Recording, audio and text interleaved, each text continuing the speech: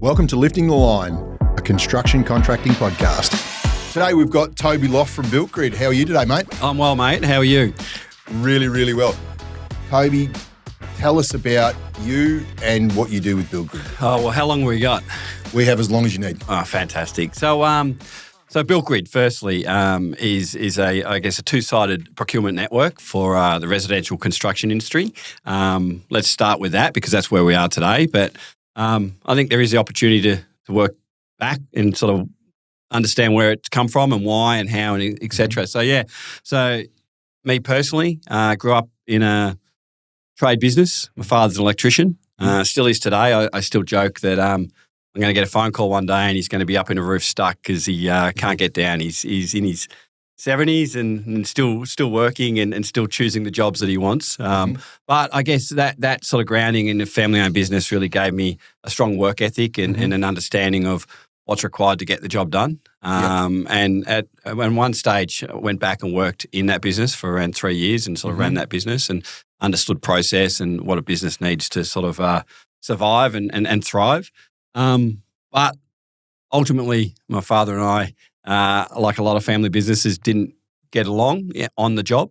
And that started impacting, I guess, our personal relationship. And look, if my old man listens to this, it's nothing new. I went to him and I said, "Look, Dad, this isn't working." And he said, "Yeah, look, I'm glad you said that because I couldn't." So look, I went and found a role in sales. Probably like yourself, can talk. So I found myself at a company called HPM, which is Bakelite, now owned by Legrand. Servicing electricians and the likes in that space, which was really exciting. Learned a lot. Learned a lot from a really strong business and I guess what sales look like and good process. And then from there, I found my way to Tektronic Industries. So AEG, Milwaukee, Ryobi at the time. Yep. So again, good brand, strong brand, working with trades. So there's a real theme here about, I guess, my career and what I've done. It's always been in construction and dealing with either construction product or the supply chain side of things. Yep. And then, family-owned business in fastening after that. So Otter Group, which was now owned by Echo Group, which is nails, screws, those sorts of things. Yeah. And then as part of that, I had the opportunity to take my family to Sydney in a role, so a sales and marketing role. And the old failed Masters venture, I don't know if you I do remember the failed Masters venture. Yeah, so I was fortunate enough to head up there and sort of head that account and what that looked like. And again, learn a lot. So and a lot of different businesses you learn from good businesses, but I always find you learn more from failed or bad businesses. You sort of dig a bit deeper why it didn't work. And then, from there, I was very fortunate to come back to Victoria to a great role at Mitre 10 Australia. So I was head of trade for Mitre 10 and I looked after the strategy for 400 independent trade stores across Australia. And that sort of was all the way from buying through operations, how stores looked, sales, what the sales teams look like and developing programs for their sales teams and then ultimately around technology and which sort of leads me into where I am today. But Mitre 10's owned by a business called Metcash and I was really fortunate to be surrounded by some great people there and learnt a lot. I left there in 2020 and sort of was like, well, what's the next sort of chapter? And being in my let's just say mid-40s, I thought if I really want to make a change, I need to take a big step and do something that's going to make a real difference. And dealing with, look, we would have dealt with across the network of Mitre 10 stores, there would have been 18,000 builders, trades, suppliers, that sort of stuff that we were dealing with and seeing how they all operate differently for the supply chain. I believe there was an opportunity to connect the supply chain to the construction. And purely, number one, for efficiency, but number two, to help the suppliers, get the builder operating the way they want. Yeah. I'd met with a lot of estimating apps and a lot of construction management apps, and I used to say, you should use us as your primary builder application. And I used to say two things to them. I said, number one, how how do you help your builder win more work? Because we all don't want to quote estimates. We want to be working with the builders that are winning. And then secondly, sort of said, how do you help the builder operate the way I want?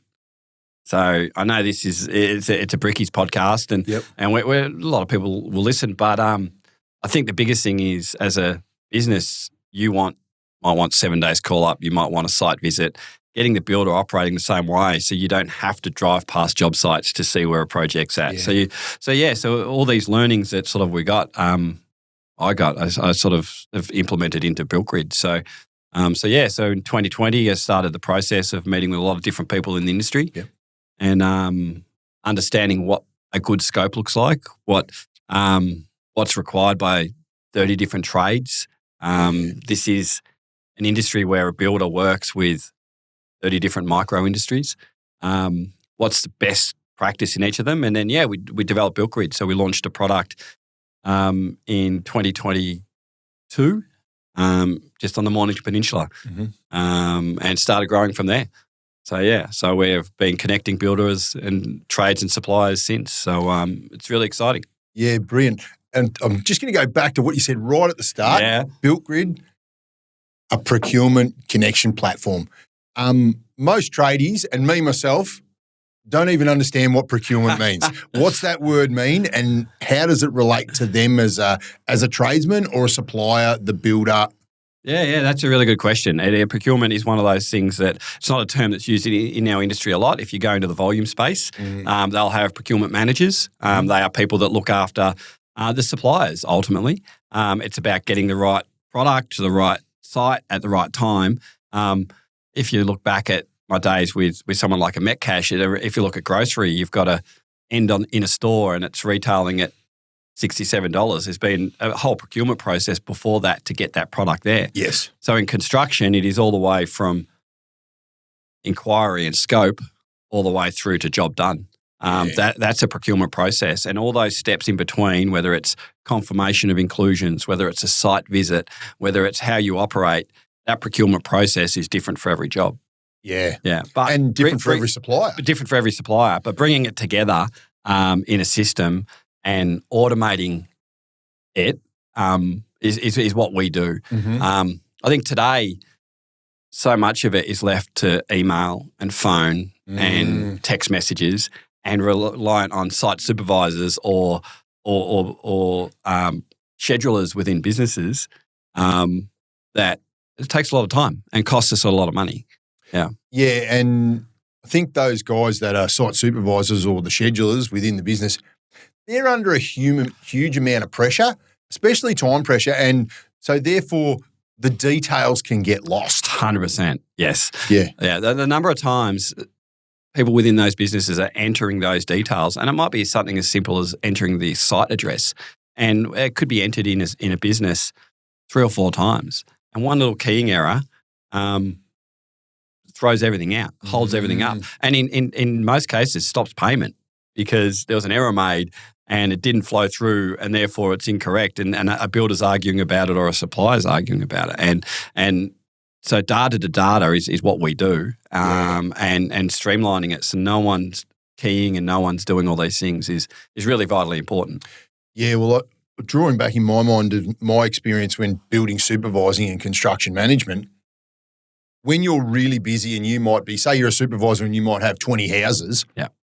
Well, you might be just shooting out an email with a purchase order and a set of plans, say, book in this job on this date to put it into your flow chart for that particular job. 100%. But you've got 20 of them. Well, that might be okay if you've got the same 6 or 8 or 10 trades that are doing all your work. So they're within the system. They know what you're doing in your back end because they've got an understanding of what you're doing. But if you've got a shitload of different jobs that you're not using the same trades on, they might be the first time trade 100%. Or they might only do those particular type of jobs for you, and then you've got someone else. Yeah. Well, then it's like if you haven't trained them how that system works, well then where's the communication breakdown going to happen? Correct. 100%. Yeah. And I think it's the same. It's been like this for trades and suppliers for years, right? So So you get a scope of work a different way from every system. You get a schedule a different way from every system. And the builder sits there and says, well, if you want my business, you need to do it this way. And unfortunately, it's this combative relationship. But what we do is take that information and frame it or present it to the supplier the same way every time. And it streamlines it. But more importantly, for the builder, we're pushing the operational process back into their builder's system. So they know, hey, this guy's, I need to call him up. I need a site visit. I need this. So therefore, the builder acts the way the supply chain wants. And therefore, we're building homes faster and more efficiently. And therefore, we can, if you look back and we started this thing of going, well, why BuiltGrid? Why BuiltGrid? Because Australia has a construction problem. And ultimately, we can't build enough homes every year. Yep. And my experience at Mitre 10 was we'd sit back and we'd watch this cycle of, okay, government's putting money in at the top end. We're building 200,000 homes. All of a sudden, the supply chain runs out of materials or labour because we can't forecast. Yep. And builders only know so many trades, so therefore it's a closed network. Yep. And then all of a sudden we're back to 170,000 homes a year and everyone's going, oh, we've got a housing problem. Yeah, we do. And in 10 years' time, we'll be 400,000 homes short and house prices will be through the roof and we'll have rental issues continuing. Yeah. And so people go, well, why did you do BuiltGrid? Well, I took a chance because we want to help fix the issue and it's an efficiency issue. So bringing them together through a network, through a platform, helps builders. So what we're seeing at the moment is builders that are using BuiltGrid and connecting to their supply chain are finishing projects around 4 weeks earlier than if they weren't than previously. So that's incredible. Yeah. That's incredible. A lot of guys, even that work in the construction industry, don't actually really understand what's happened with productivity 100% across the construction industry, especially in the last 3 or 4 years. Yeah. So like we all hear in the news about prices going up. Oh, there's a trade shortage. Yep. Trade prices are going up. Like labour costs are going up. But what no one talks about is the productivity drop that's multiplying that problem. Yep. It's turned it into an absolute disaster, and especially with the cost of money going up compared to what it was 3 or 4 years ago as well, where you could get money at 2% interest. Yep. Now you're paying 5 or 6% interest. Every week a job that runs over costs the builder thousands and thousands and thousands of dollars that just weren't even allowed for in that quote or that price at the start. And then the downstream cost, and I had this personally, like we were moving home. We were told we're going to be in at this time. We sold our house. It was planned for November. We weren't in until the following April. Yeah. And all of a sudden we're renting versus moving into a new home. So there's all these downstream costs that then consumer confidence is down because they're like, geez, if there's a productivity and a trade issue, should I be buying now? And then should I be building? How can I commit to that? Because it's like it's an unknown quantity at the end. So then the whole cycle of consumer confidence that drives our industry is down. So in the end, the government steps in and says, here's a first home buyer's grant. Here's an affordable housing grant, right? So it's this big cycle that continues. And it's continued for the last 30 years. Yes. Like it's not something new. Look, BuiltGrid, our whole thing is to help Australia build more homes. And we're doing that through a really strong procurement process and ensuring that the builders know the way the suppliers want to act so the suppliers are ready for when the builders need them. And our experience to date is a real positive one. Yeah, absolutely brilliant. One thing I really liked when we first started talking about BuiltGrid was it really is about professionalising the industry as well. Yeah. Like especially when you think about, so if I go to some terminology that we talk about a lot, like when we say suppliers, tradies don't think of themselves as a supplier. They think of themselves as a tradesperson. Yes. But from the builder's perspective, they're another supplier. Yep. And I speak with a lot of bricklayers and other tradesmen and go, well, you're a supplier. When a builder gets an account at Mitre 10 or at the brickyard or at the plumbing shop, they sign a contract, they sign an account application with their supplier. Yep. Right? Tradesmen go, oh, My builders don't sign a contract. I don't ever give them a contract. And I go, but you're another supplier. 100%. Right? So they sit there so they think that they're different, but in a way they're just supplying something different, but they're still a supplier. One thing I really loved when we were talking about BuiltGrid is that, when you connect the two suppliers together, well then that builder's contract's there for that person, but then that supplier's contract and account application is there as well. 100%. So when you connect, you're agreeing to the supplier's terms. So it's exactly what you're saying about treating. You're teaching your builders how you want to trade. Correct. That's a big thing about procurement, right? Procurement is, this is what we're going to deliver at this time, at this. So if you've got a clear scope and both parties are signing, we talk a lot to trade saying you shouldn't be entering a job site without a signed agreement with your builder. Because if you don't have an understanding, or you both don't have a clear understanding of what the scope is, variations, they happen. We know that. But they should be happening from a position of, this is what was quoted to start with. Because what happens is you'll get to job site and you'll be working and the builder will, in his head, think that, I thought I included that and that, because it's all via email and text and all this at the moment. So, bringing it into a system, data to data, professionalising it, helps that supplier know that, okay, I'm going to get paid, number one, for the work that I've quoted. But number two, if there are changes, I've got a position that I'm going to get paid for that as well. Yes. Yeah. The process is documented. 100%. This is what's going to happen. Well, the builder signed it. And the builder signed it when you connected. Which I think is absolutely amazing. I'm a real big one for having that contract in place before you start, or that signed agreement, because it protects both parties. Correct. There is a big thing in residential construction, a massive resistance from builders to enter into a contract with their trade suppliers. And I'm not sure why that is. Yeah, it's an interesting one. I look at the industry and I love this industry. Like, honestly, there are some great people. There are great people in this industry, and to take it forward, we need to keep those great people in it. But it is an industry that's very combative. Like, we get a lot. So we launched BuiltGrid in the middle of a time where builders just needed suppliers. So we had a lot of projects coming in, and suppliers were like, well, I don't need the network, I don't need new work, so therefore I don't need to get on. And that's quickly shifted, right? So the builders are now, okay, well, my supplier's responding in a good time. Still prices, he's still putting price on it because he's busy or whatever. And the suppliers are now saying, hey, we have capacity, so we're interested. But I heard a lot of the builder, finally, we've got the power again. Like, we unfortunately, there is this combative sort of, but it should be, we're partnering to build this project. Not, hey, I can get a couple of dollars out of this. It's like, what's the long-term plan for my business? Okay, I know this job's profitable. Let's lock it in. Let's sign the contract and let's get on with it. And the sooner we deliver that, the sooner we can get on to the next project.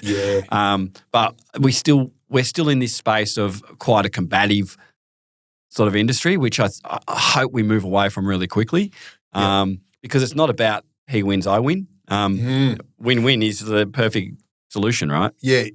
Exactly right. So we've talked about this, that we haven't really had a downturn in construction for probably 30 to 35 years, since the recession we had to have in the 90s. And I only just started my working life right then. So there's so many tradesmen out there that I've never had to look for work. I've always had a steady flow of work. I've never had to advertise. I've never had to market. But that's all changed now. 100%.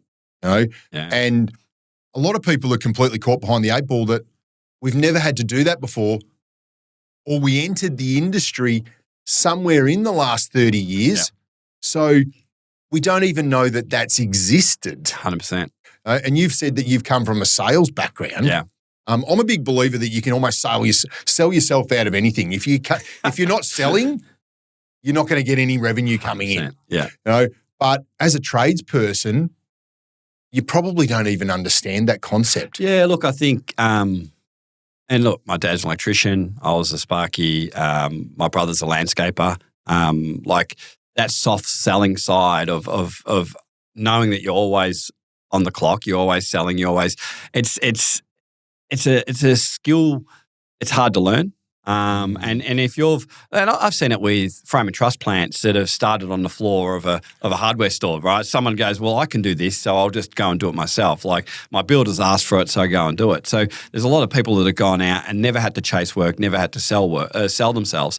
So understanding what their value is really hard. And we did a lot of work with a lot of stores about, well, what's your value proposition? Why do builders deal with you? And they'd sit there and go, well, we're always in stock. Well, everyone says they're always in stock. Oh, well, our location's great. Well, you go into a job site, everything's delivered. Oh, we own our own. Everyone can get fleet, right? So it's really understanding why you and what you're bringing to a project. And I think that's a lost in the trade space. It's a lost art. We hang our hat on our quality of work, and then we had in a lot of cases we add a value to that, but we can't explain that value and what it does for that business. Because I say to builders all the time, like if you're partnering with a great bricklayer and they do great work, the builder should be using that in their sales pitch. Yes. So what are you providing the builder to show that you're the expert in your field? Yeah. So I had a builder that I worked for many, many, many years when I was bricklaying. And I remember things got a little bit quiet. We were a bit tight. And I went to him and said, oh, do you need me to sharpen my pencil a little bit? And he said, no. My job as the builder in the market we're in 100%. is I select the best tradesmen to do that type of work. And it's my job to sell that to the end client. Correct. That you have to pay for these quality tradesmen. And that's the first time I'd ever had a builder say that. And I worked for this builder for 10 plus years, and we did all of their work, maybe bar a couple of jobs that we couldn't get to. But he said to me straight up and down, we sell you as the best person to do this work. And that actually filled me up a little bit too. But I think something that's concerned me moving forward in the market we're at the moment, we're in a bit of a downturn. And we are. We've gone from building 200,000 plus homes in Australia to 170 or less at the moment. So there's a huge drop. So the thing that's concerning me is we're in a downturn. A lot of bricklayers and other trades, they're aged. They're leaving the industry and finding other things because their body's sore or whatever it is, or that transition into changing our business model is too much to cope with. And rapid change. Everyone's resistance to change. Everyone's got resistance to change. The thing that's concerning me is in 5 or 6 years' time, the building industry will be ramped up again. And it has to be. Like we've all heard about, we've got plenty of people coming into the country. We need more houses. We've got a housing shortage. The industry's going to ramp up. The smart builders are wanting to connect with tradesmen and other suppliers that will be able to rapidly grow with them. Correct. Into the next 5 or 6 or 10 years. Now, the builders that are trying to squeeze out on price or that are just looking for price, they're not looking to build an ongoing relationship based on equity, reliability, quality, and profit in that supplier's business. The smart ones are. And the suppliers, the tradesmen that see that and connect with those builders, they're going to be flying in the next few years. 100%. And that's why I see BuiltGrid's actually really good to connect them, to start those relationships and put a really good system in place. Yeah, and you're right. And I think a lot of people ask me, oh, why is the builder looking for a trade or a supplier? And a lot of times it is about capacity. So we have a lot of, at the moment, it's a custom home builder platform. We are moving into the volume space purely because of they've seen what we're doing and saying, hey, we want part of this. It will look a little bit different in that space, but ultimately we are a custom home builder space. And what they're looking for is capacity. So there's a lot of quoting going on at the moment, and their trades may be busy. Their trades are saying, hey, we can't do that work. And therefore they're looking for capacity. And when you're in a market and you know 2 brickies, you know 3 concreters, you know 4 electricians, Well, you're actually limiting your construction capacity. So if your electrician can only do 5 homes a year and so all of a sudden you've got 20 homes, well, I can't go and quote another 10 jobs if I know my electrician can't do it. So we talk a lot to builders about the alignment with their supply chain. And that they actually should be talking to their trades and saying, hey, this is my plan for the next 5 years. We've had builders that wanted to go from renovations to build $2 million homes. And I sat there and I said, is your electrician on the same path? And he goes, no, he only does renovations. He only deals with one builder. So sometimes you're limited by your network as a builder. Yeah. So connecting through BuiltGrid grows the builder's network from a supplier's point of view, but from a trade's point of view, it's even better because if you've got 10 builders that all do the same sort of work, your choice on jobs becomes a lot cleaner, clearer. I can choose the jobs I want rather than taking any job, that sort of stuff. So building a network and being connected to a network is vitally important for your business. Yeah, for sure. So in bricklaying, it's very labour intensive, right? Hugely labour intensive. So like you said before, it's risky for the builder to have just 1 or 2 suppliers because they can't grow. But it's really risky for the tradesman to only have 1 or 2 builders. Yes. Right? And there's a situation where a lot of guys go, oh, if I don't accept that price from an end client, then I won't have any work. Yep. But they don't really understand that the other guy, he's only got a certain capacity too. Correct. Right? So if he's committed to 5 jobs, then he ain't doing any more jobs for the next month. He can't fit any more in. Yep. He can't. And if he's doing it too cheap, he can't go and get more staff to do the work because he can't afford it. So you're back in the box seat, but where do you find the work that's coming that's available? Yeah. Because we have a skilled trade shortage, a massive skilled trade shortage.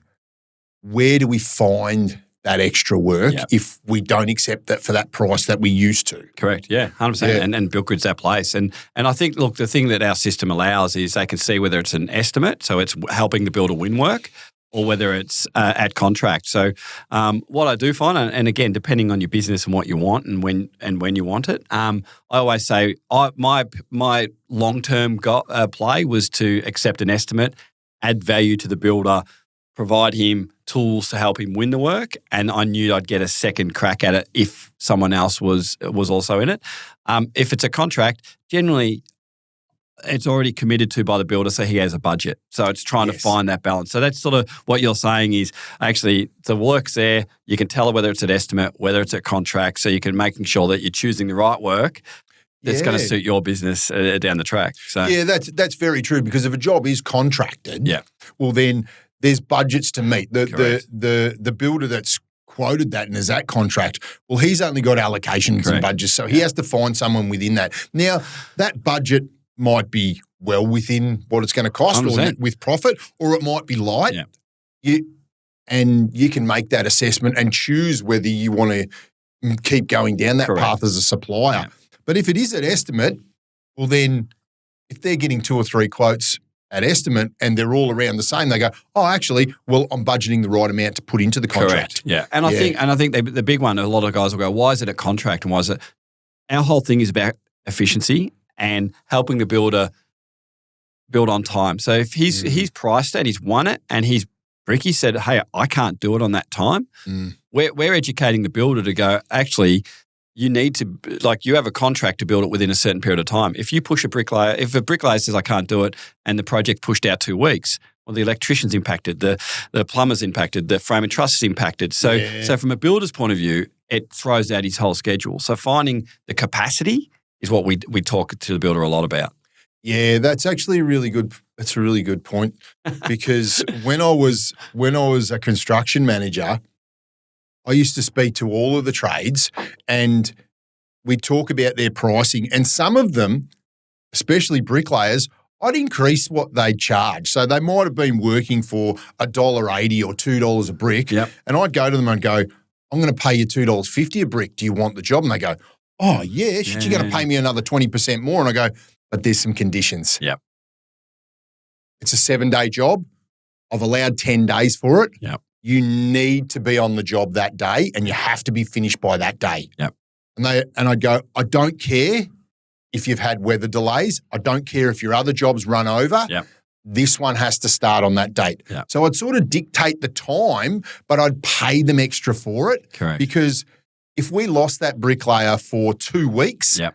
that might have had a 4 or 5 week effect at the end of the job. Yeah. And for us as a builder, that was also carrying costs. But we were doing a lot of homes and we had insurance cap. Correct. Yep. Right. And now a lot of tradies don't understand insurance cap from a builder's point of view. Can't start the next one until that one's hit practical completion and you've got certificate of occupancy. Yep. So if you're a builder that's only got $10 million worth of insurance cap, but you've got 4 jobs that are $2.5 million each, you can't even put a peg in the ground and start the next job until one of them's signed off. Yep. So if you can reduce 4 weeks on every job, you can effectively get another $2.5 million worth of work halfway through by the end of the year. 100%. And I think this stems back to when I was talking about partnering with a builder.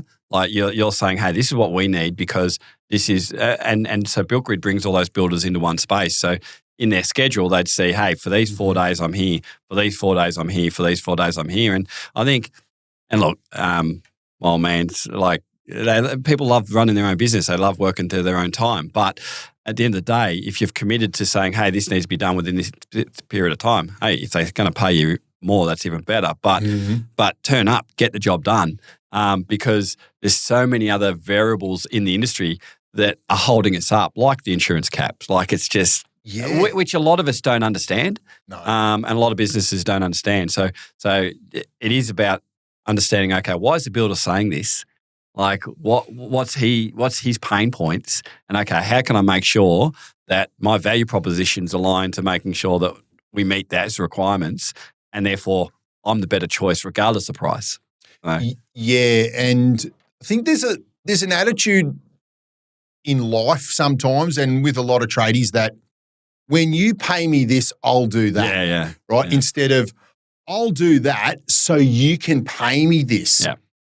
And really that whole scenario with that bricklayer was just me going, I am going to pay you for that, but you got to do it. Yeah. Instead of I value what you bring into the project. Yeah. So it was kind of me just teaching them how to have that attitude. Yeah. And honestly, they came clawing back for work. Oh, we want to do your work. We want to do your work. Because effectively their job was exactly the same. 100%. They just had to change their scheduling a little bit or their thought process around the scheduling. Yeah.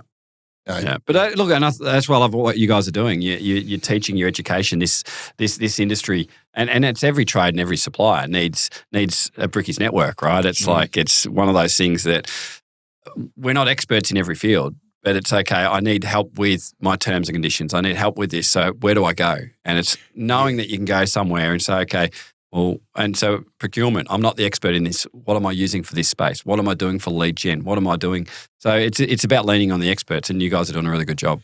Yeah, thanks. And we've really thought about that. That you can draw on ideas, philosophies, SOPs or standard operating procedures in so many other industries. Yep. And apply it to what you're doing because they do that in another industry for a reason. You talked about all of the retailers that you've worked for and in the sales side of it, you know that that's all done for a particular reason because it gets you to the end goal. We got our delivery management idea from Pizza Hut. Yeah, wow. It's a copy-paste generation, right? It's like, how can I use that situation in my situation? And or that solution in my situation, and geez, that works well. Yeah, I was actually thinking about this only just the other day that, like, you see these massive franchise models that have these systems, like you said, Pizza Hut, McDonald's, KFC, and they're just in the food space. But there's so many other gyms, mowing, all of these other things that have these systems that they put in place, and if you didn't have those systems in place, they wouldn't have the pricing model that they have either. Correct. Because they know to get to that price to be able to do it at a competitive rate and even more competitive than anyone else, and know that there's paying for all the costs, paying for the labour and profit involved. you have to follow these systems. 100%. You know, and what ends up happening in construction is, especially in volume construction, is there's a price point that you've got to stick to because that's just the standard price. Yep. But to be able to actually get all of your costs met and make a profit, you need all of those systems in place to be able to do that. But us as tradies, when we get into the business of running our own business, we just think it's about what we do on site and not all of those back-end things, but we're expected to hit that price point. Yeah. You know? So, and if I give an example of that, in bricklaying, a 2 and 3 man operation that just comes to work, does the job, go home, they probably will go broke on a volume rate. Yeah. Okay. You know, to meet all the costs. But a business that has 15 staff that does some volume work filling in holes and they do it really quickly and they've got a really organised system to do it, they might break even or make a little profit on that job, but then take that crew and go to bigger jobs later on that's got higher profit margin in it. But it's anchored a price within the volume sector that's where we need to hit. But the small businesses that step into it, that have just come out of doing an apprenticeship, sure, they've got skill, but they haven't built a reputation, a value proposition that you talked about. They haven't got a portfolio to go to a builder and say, this is all we do. So they're stuck in that price point area. And a lot of them don't ever get out of it. Yeah. Which is interesting because it's hard to grow if you don't have the cash flow, right? So you need that. Okay, how do I take the next step? How do I? Because and I always even change, right? Change is restricted by I did this last time and I think I made money, right? So I'll do this again, and you'll be presented with an opportunity and go, I didn't do it that way last time. I don't know if I'll make money, so I'll just do it the same way, right? So our hip pocket sort of dictates a lot of things that we do. But I look at as a builder and as anyone, you've got to have a range of different types of customers or clients, whether it was in retail and you'd have a range of people you dealt with because you never really wanted all your work committed to one person or one style because if volume builders drop, then I drop. Whereas if I've got volume, I've got custom, actually. And look, the data from back in my days at Mitre 10, we used to say, okay, well, when there's a downturn, the volume would drop first and then the custom home would be 6 months later. And it would work the opposite way. So when it picks up, the volume's always first because they're the ones spending the marketing dollars, right? They're the ones out in the market going, hey, throwing in a new oven, come to our selection and you'll get this, and this. So they pick up first, 6 months later, the custom pick up because, and so those trends have been the same for 30 years. So having a mix of business and an understanding of, okay, you know what, I got a little bit of commercial, I got a little bit of volume, I got a little bit of custom, then you set yourself up really well. So it's the biggest challenge and what BuiltGrid does well is give you that access to those types of projects that you could diversify your business at a reduced cost. So yeah, brilliant. Yeah. Mate, so much information we've given to suppliers, especially tradies today. Yeah. It's absolutely brilliant, mate. We are so excited to have you as part of Bricky's network. Yeah, fantastic. We're excited to have on board. Yeah, to be able to help connect bricklayers with new customers and really build a business for the future. Yeah, fantastic. Thanks for having me.